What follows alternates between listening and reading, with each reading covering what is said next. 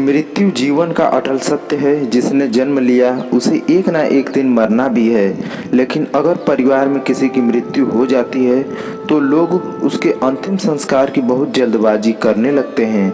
लेकिन शास्त्रों में उल्लेख आता है कि शव का अंतिम संस्कार जल्दबाजी में बिल्कुल भी नहीं करना चाहिए। अगर किसी व्यक्ति की सूर्योदय से लेकर सूर्यास्त से 2 घंटे पहले मृत्यु हो गई हो, अर्थात दिन में, तो शव का 9 घंटे के अंदर अंतिम संस्कार कर देना चाहिए। लेकिन अगर किसी की मृत्यु रात में हुई है तो फिर उसका अंतिम संस्कार सुबह 10 बजे तक कर देना चाहिए। ऐसी मान्यता है कि यमराज अगर गलती से किसी के प्राण हर लेते हैं तो वे उसे पुनः वापस लौटाने की ताकत भी रखते हैं। इसलिए कहा जाता है कि किसी का भी अंतिम संस्कार करने में बहुत जल्दबाजी नहीं करना चाहिए। कहा जाता है कि अगर किसी व्यक्ति की मौत सूर्य के दक्षिणायन होने पर कृष्ण पक्ष पंचक या रात्रि में हो तो इसे दोष माना जाता है। इसलिए शव को जलाने से पहले किसी रिश्तेदार के द्वारा मृतक के निमित्त 2 बटुक ब्राह्मणों को भोजन कराना या भोजन सामग्री का दान करके वह उस दिन उपवास रहकर इस दोष का निवारण कर अंतिम संस्कार की क्रिया संपन्न करना चाहिए।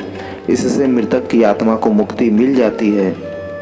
कहा जाता है कि अगर मृतक की पत्नी या घर परिवार की कोई महिला गर्भवती है तो उसे अंतिम संस्कार में शामिल नहीं होना चाहिए और साथ ही अंतिम संस्कार के क्रियाकलापों से दूर रहने के साथ उसे शमशान घाट भी नहीं जाना चाहिए। शास्त्रों के अनुसार मृत्यु के बाद अंत्येष्टि संस्कार के समय शव का सिर दक्षिण दिशा की तरफ रखना चाहिए, क्योंकि दक्षिण की दिशा मृत्यु के देवता यमराज की मानी गई है।